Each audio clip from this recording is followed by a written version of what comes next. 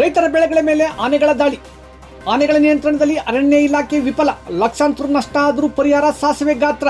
Transformer ಅಳವಡಿಸುವಲ್ಲಿ BESCOM ನಿರ್ಲಕ್ಷ್ಯ. ನಾಯಿಗಳ ಹಾವಳಿ ನಿಯಂತ್ರಣ ಯಾಕೆ ಮಾಡುತ್ತಿಲ್ಲ? ಹೈನುಗಾರಿಕೆಯ ಕಳಪೆ ಫೀಡ್ಸ್ ಸರಬರಾಜು. ಗ್ರಾಮೀಣ ಪ್ರದೇಶದ ಅಂಗಡಿಗಳಲ್ಲೆಲ್ಲ ಬಾರ್ಗಳು. ಅಂಗಡಿಗಳಲ್ಲಿ ಮಾರುವ ಕುರ್ಕುರಿಯಂಥ ಹಾನಿಕರ ತಿನಿಸುಗಳ ನಿಷೇಧ. ಕೆರೆಗಳಿಗೆ ನೀರು ಬಿಡುತ್ತಿಲ್ಲ ಆಕ್ರೋಶ. ನಮಸ್ಕಾರ ಪ್ರಿಯ ವೀಕ್ಷಕರೇ, ಸಂಗ್ರಾಮ ಟಿವಿಗೆ ಸ್ವಾಗತ. ನಾನು ನಿಮ್ಮ ರಮೇಶ್ ಅಕ್ಕೂರ್. ಬೆಂಗಳೂರು ದಕ್ಷಿಣ ಜಿಲ್ಲೆ ಚನ್ನಪಣ್ಣ ನಗರದ ತಾಲೂಕು ಪಂಚಾಯಿತಿ ಸಭಾಂಗಣದಲ್ಲಿ ತಾಲೂಕು ಆಡಳಿತ ಆಯೋಜಿಸಿದ್ದ ರೈತರ ಸಭೆಯಲ್ಲಿ ರೊಚ್ಚಿಗೆದ್ದ ಅನ್ನದಾತರ ಪ್ರಶ್ನೆಗಳು. ಸಭೆ ಪ್ರಾರಂಭವಾಗುತ್ತಿದ್ದಂತೆ ರೈತ ಸಂಘದ ಮುಖಂಡರುಗಳು ಕಷ್ಟಪಟ್ಟು ಬೆಳೆದ ರೈತರ ಫಸಲು ಹಾಳು ಮಾಡುತ್ತಿರುವ ಆನೆಗಳ ನಿಯಂತ್ರಣಕ್ಕೆ ಅರಣ್ಯ ಇಲಾಖೆ ಮುಂದಾಗುತ್ತಿಲ್ಲ. ಅಲ್ಲದೆ ಬೆಳೆ ನಷ್ಟದಲ್ಲಿ ಅರಣ್ಯ ಇಲಾಖೆ ನೀಡುತ್ತಿರುವ ಪರಿಹಾರ ಬಹಳ ಕಡಿಮೆ ಎಂದರು. ಅಂಗಡಿಗಳಲ್ಲಿ ದೊರೆಯುತ್ತಿರುವ ಕುರ್ಕುರಿಯಂತಹ ತಿನಿಸುಗಳು ಹಾನಿಕರವಾಗಿ. ಈ ತಿನಿಸುಗಳಲ್ಲಿ ಕ್ಯಾನ್ಸರ್ಕಾರಕ ಅಂಶಗಳಿವೆ. ಮೊದಲು ಆರೋಗ್ಯ ಇಲಾಖೆ ಇತ್ತ ಗಮನ ನೀಡಬೇಕು ಎಂದು ತಿಳಿಸಿದರು. ಬೇಸಿಗೆಯಿಂದ ಕುಡಿಯುವ ನೀರಿಗೂ ಹಾಹಾಕಾರ ಸೃಷ್ಟಿಯಾಗಿದೆ.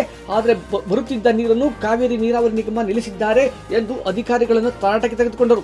ಸಭೆಯಲ್ಲಿ ಸಾಕಷ್ಟು ಚರ್ಚೆಗಳು ನಡೆದವು. ಈ ಸಂದರ್ಭದಲ್ಲಿ 66 ಸಮಸ್ಯೆಗಳು ಚರ್ಚೆಯಾದರೆ 20ಕ್ಕೂ ಹೆಚ್ಚು ಸಮಸ್ಯೆಗಳು ರೆವಿನ್ಯೂಗೆ ಸಂಬಂಧಪಟ್ಟವಾಗಿದ್ದವು. ಸಭೆಯ ವೇದಿಕೆಯನ್ನು ಸಭೆಯ ಅಧ್ಯಕ್ಷತೆ ವಹಿಸಿದ್ದ ತಾಲೂಕು ದಂಡಾಧಿಕಾರಿ ಬಿಎನ್ ಗಿರೀಶ್ ರವರು ಎಲ್ಲ ಸಮಸ್ಯೆಗಳನ್ನು ಆಯಾಯ ಇಲಾಖೆಗೆ ಪರಿಶೀಲಿಸಿ ಕ್ರಮ ಕೈಗೊಳ್ಳುವಂತೆ ಸಲಹೆ ನೀಡಿದರು. ನಗರಸಭೆ ಪೌರಾಯುಕ್ತರಾದ ಮಹೇಂದ್ರ ಅವರು, ಸಿಪಿಐಗಳಾದ ಪ್ರಕಾಶ್, ಶಿವಕುಮಾರ್ ಹಾಜರಿದ್ದರು.